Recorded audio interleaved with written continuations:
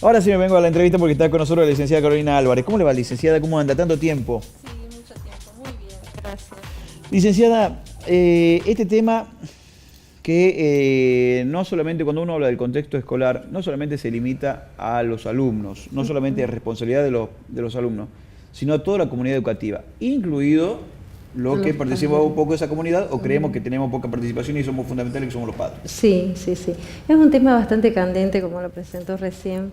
La verdad que es un tema problemático en el sentido de que se trató de reducir a la mirada solamente entre la pelea o el acoso o el hostigamiento entre niños. Sí. Y en realidad esta cuestión de hostigamiento y violencia hay que verlo mirarlo y leerlo desde el contexto, ¿no? Donde Bien. sí participan los adultos, habilitando, dejando, omitiendo, dejando que pase ciertas situaciones dentro del contexto escolar, o no mirando, o no queriendo ver, o negándolo. Bueno, Sí.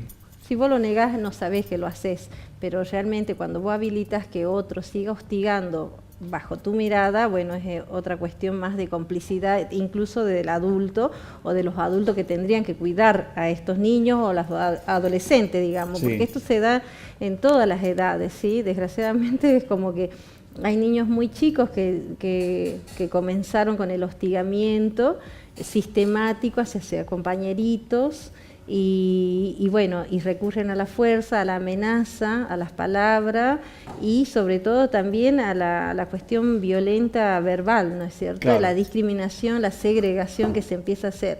Pero bueno, esto no es, digamos, no es nuevo, porque en realidad viene a reflejar lo que por ahí socialmente se vive, ¿no Claro. es cierto? Esta cuestión de la segregación, Sí. de lo bueno y lo malo, lo negro y lo blanco, bueno. Sí, sí, soy de acá o soy de allá. El tema, la falta de autoridad que tienen a veces los docentes, porque cuando ellos hacen el reclamo, el padre es el que viene y lo desautoriza. Ajá. Entonces, bueno, ahí perdemos el norte total y completamente Claro. con el alumno y con nuestro hijo. Sí, sí, sí. El tema de autoridad es muy complicado. En estos tiempos así, donde está todo desregulado casi, es muy complicado porque la autoridad es un proceso de construcción. No es algo que por ser adulto, por ejemplo, Claro. años anteriores, el docente, por ser adulto, no se le decía ciertas palabras sí, al padre con solamente la mirada te mandaba. Olvídate. ¿Viste esta cosa Olvídate, que sí. estaba muy instalado? Bueno, en los tiempos de ahora no es así. Por eso es un proceso de construcción, es algo que se construye y que la persona, el adulto, tiene que construir día a día y sostener el tema de autoridad. Entonces, cuando no está reflejada la autoridad, donde no se ve que el adulto tiene autoridad, no se transgrede nada, simplemente se lo deja hacer. Esta cuestión Claro. de habilitar los espacios para que se haga. ¿Entendés? ¿Y cómo se hace para construir esa autoridad? Pero también como padre, digo, Sí. hago la pregunta, ¿no? Para poder tener el control, no sé si la palabra correcta es el control, pero sí, por lo menos el control de la situación, que no se nos vaya de la mano estas cuestiones que tienen que ver con nuestro hijo, la forma de proceder en la vida, su entorno, sus compañeros y demás. ¿Cómo construyo esa... El tema de autoridad.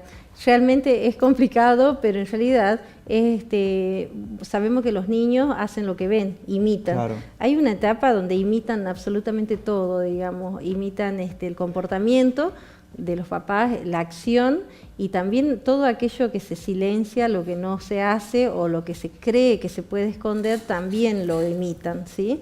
Entonces, bueno, el famoso chiste del niñito que el padre le dice al niñito, decirle que no estoy, ¿viste? Claro, sí, o sí, sea, sí, sí, esta sí. cuestión de enseñar desde el ejemplo de la vida misma cómo vas a relacionarte con la otra persona, si le vas a tener respeto o no, y a la vez qué respeto tiene ese adulto por ese niño.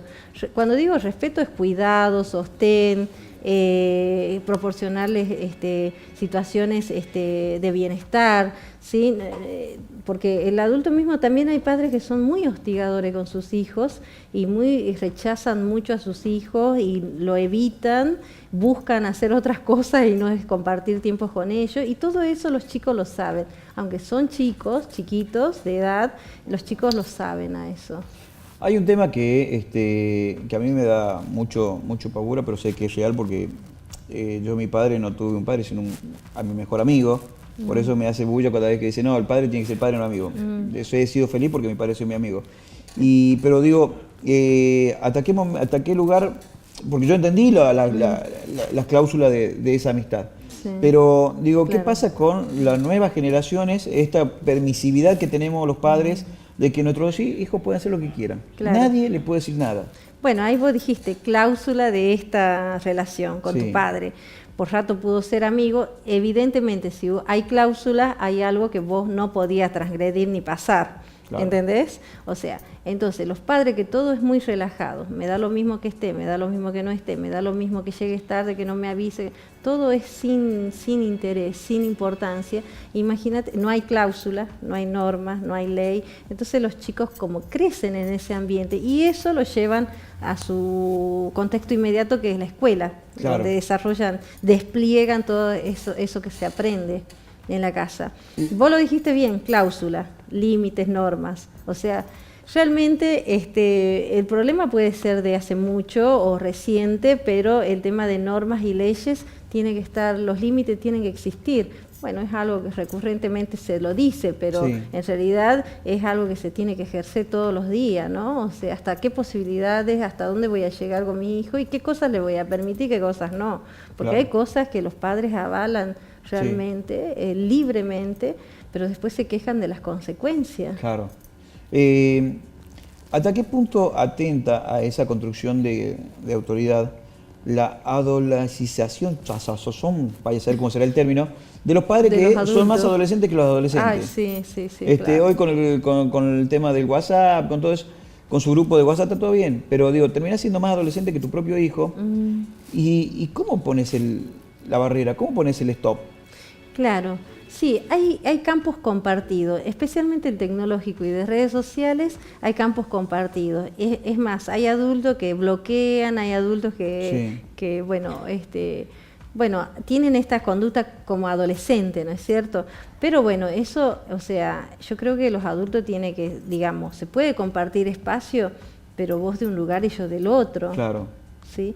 O sea, porque si no, es como que somos todos iguales y vamos al mismo boliche y bailamos con la misma chica o Claro. con el mismo chico, ¿entendés? O sea, hay una cuestión de diferenciación que tiene que existir aunque estemos en el mismo espacio, que por ejemplo el tema de redes sociales y todo lo demás, o sea, bueno, uno se tiene que ubicar. Bueno, yo no voy a contestar como contesta mi hijo. Si mi hija me contesta o me dice algo, yo no le voy a contestar así Claro. en la red social, digamos, ¿sí? Hay una cuestión de madurez, una cuestión de límite que hay que tener, digamos, el adulto lo tiene que tener para que enseñarle a tu hijo ¿Cuáles son los primeros síntomas que tengo que mirar yo en la escuela?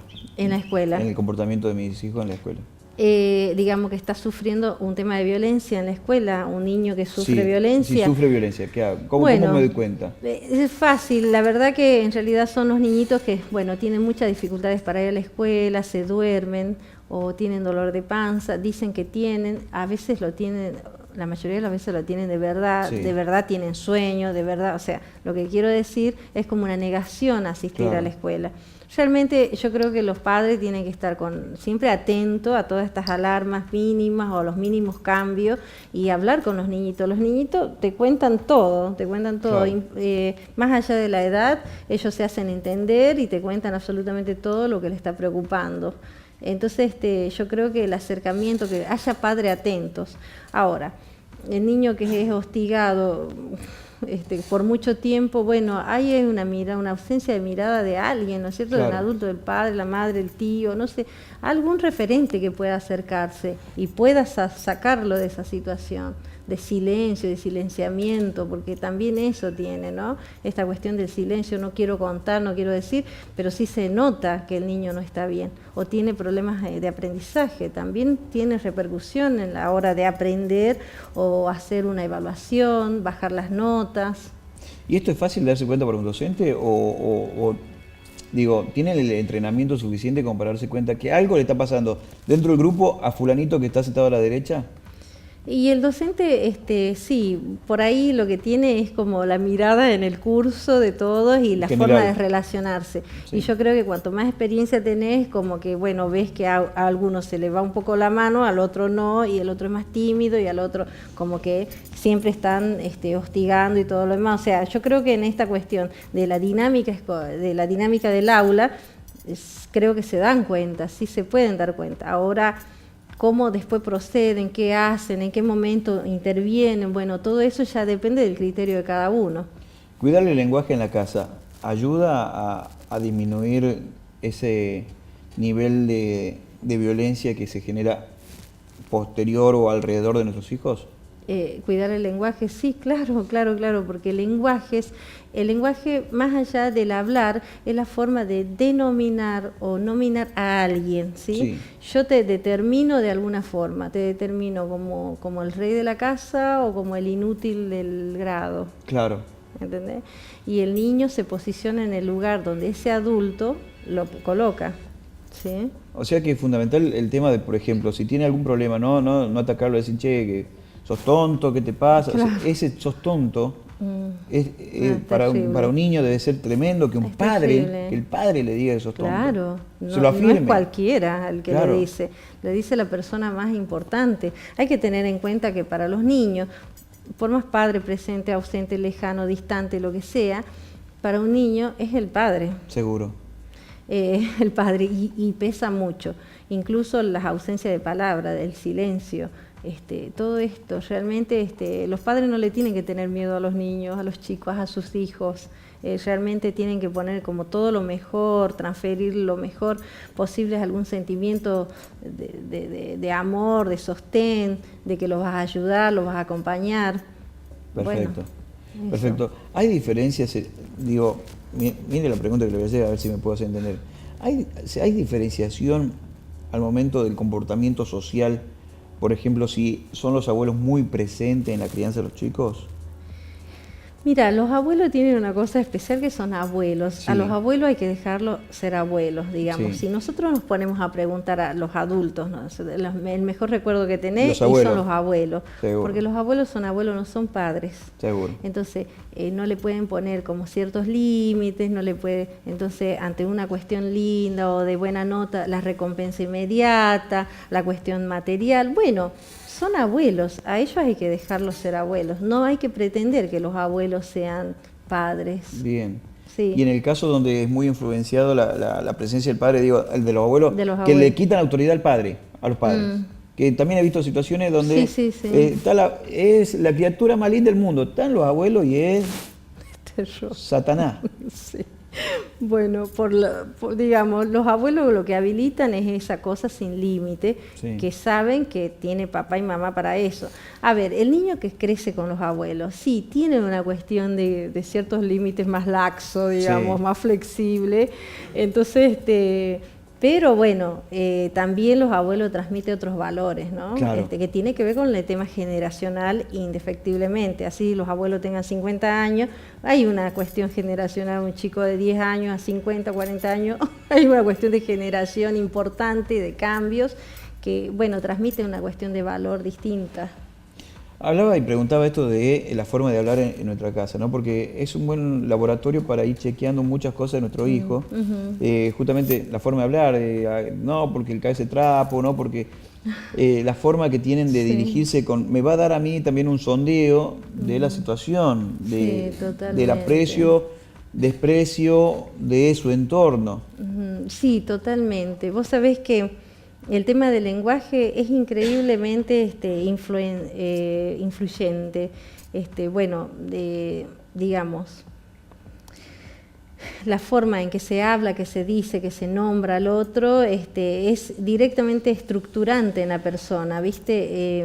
Por ejemplo, se crean como ciertas características socialmente de ciertas personas, por ejemplo, los chicos que usan gorrita, Claro. cangurito, gorrita, Se y son genera el morochos, estereotipo, el claro. estereotipo. Pero ¿cuándo se crea? A través del lenguaje. Claro. Entonces, lo mismo se hace dentro de un ambiente familiar cuando el lenguaje es inadecuado o no merecedor, digamos, para ese niño o ese adolescente, ¿no? Entonces, si sos el que nunca podés, o también aquellas familias como muy sobreprotectoras que no le generan cuestiones para que se desenvuelva un poquito más solo, digamos, que tengan sus errores, pero que sean suyos, digamos, ¿no? Esta cuestión de la sobreprotección tiene como el mensaje de que vos no lo podés hacer solo, deja que yo lo hago porque vos no podés.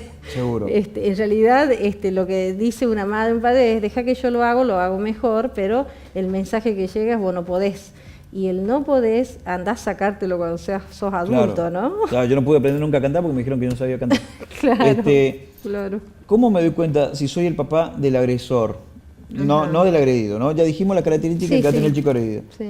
Para mí, yo no digo que el chico sea malo, pero tiene un patrón de comportamiento que perjudica o incomoda a cierto grupo del grado.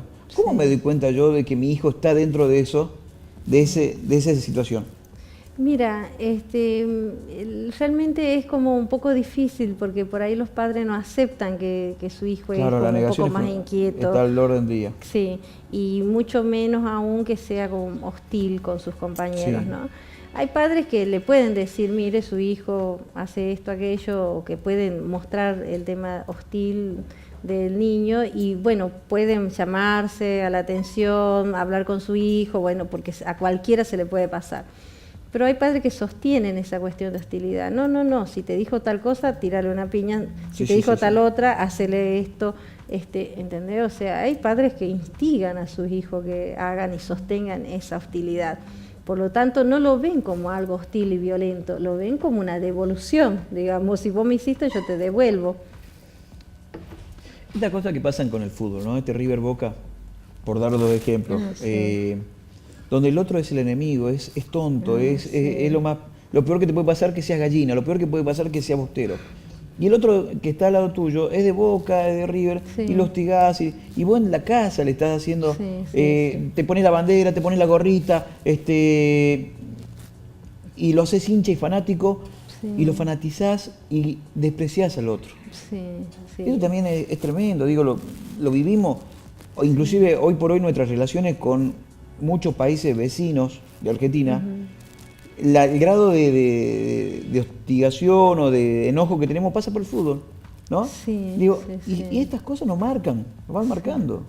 Sí, eso es por ahí lo que te decía, la segregación, ¿no? El concepto de segregación habla de eso, digamos, que el otro diferente es malo, que es más, te puede hacerte mal. Entonces lo excluí lo más que puedas. Entonces hay como un cierto discurso social que dice, bueno, somos todos de Boca, el de River es malo, somos todos de tal lugar y el que viene de afuera es malo, ¿entendés? Entonces hay que tenerle miedo y todo lo demás, ¿viste? Esta cosa de generar como segregación entre las personas por la diferencia que hay, de ya sea de origen, del lugar, de temas culturales, religiosos, bueno, todo eso del contexto social. Es como una pequeña muestra en la escuela, ¿viste? Claro. Y hay niños que llevan todo eso al contexto escolar y hablan de eso, realmente. Claro, yo lo veía y lo pensaba, digo, por esa puja que hay, por ejemplo, los colegios, antes, ahora no sé cómo será, pero antes, Colegio Nacional con la Industrial, donde se veían, era para un lío tremendo. Y así los distintos colegios, a la hora que se salían al mediodía y se encontraban en la Plaza 25 de Mayo, solamente porque pertenecían a un colegio o pertenecían al otro. Lo mismo pasa dentro del colegio. Los que pertenecen al primero B no se llevan el apunte con el primero A y a donde B se agarran. Digo, también por eso digo, es como que se va transmitiendo en las capas y va llegando a todos los estamentos. Sí. Bueno, estaba pensando cuando me decías esto del tema de la presentación de los buzos, viste que fue que es tan hablado y bueno, cómo la competencia ahí se canaliza, socialmente se canaliza por una cuestión sana. Claro. ¿Sí? Competimos, somos River y Boca, pero dentro del campo de juego donde hay reglas y normas, no afuera donde se matan. Seguro. ¿Sí? Entonces, La competencia de alguna manera se regula entre los colegios, entre el primero A, el primero B, entre colegio y colegios, digamos, de alguna manera se canaliza porque también se sublima, digamos, a través del baile, de la destreza, bueno, de toda la libido y la energía que se pone cuando están haciendo estas cuestiones. Bueno, digamos, es un espacio social donde se puede canalizar estas cuestiones totalmente enérgica, que puede también canalizarse por el lado agresivo, digamos, claro. Y ser una cosa como más enérgica, más violenta, pero no llegó a nada violento, en realidad de todo lo que voy viendo y se va observando, la verdad que es una que está dentro de un ámbito de competencia, pero normatizada. Ahí lo que vos ves es que las normas funcionan. Mientras el adulto habilita normas, el adolescente entra. Aparte estamos viendo un ambiente donde el adolescente se siente cómodo, se siente protagonista, se siente dueño del momento y lo aprovecha al máximo. Entonces evidentemente pasa por una cuestión de los espacios y protagonismo que le damos. Bueno, hemos más o menos a grandes rasgos dado un pantallazo de la mía culpa por mi culpa. No. Porque como adultos somos responsables directos de todo esto. Sí, totalmente. ¿No? Somos una pata del sistema educativo que rengueamos. Muchas veces rengueamos nosotros. Sí, es verdad eso, pero bueno, también tenemos esta cuestión de nuestra historia personal, esto que vos decías, ¿no? Es ser amigo. O sea, los padres tampoco tienen que tener miedo a ser amigos por momentos de sus hijos, siempre y cuando haya cláusulas. Claro, muy bien. Que tenga una hermosa semana. Gracias, muchas gracias.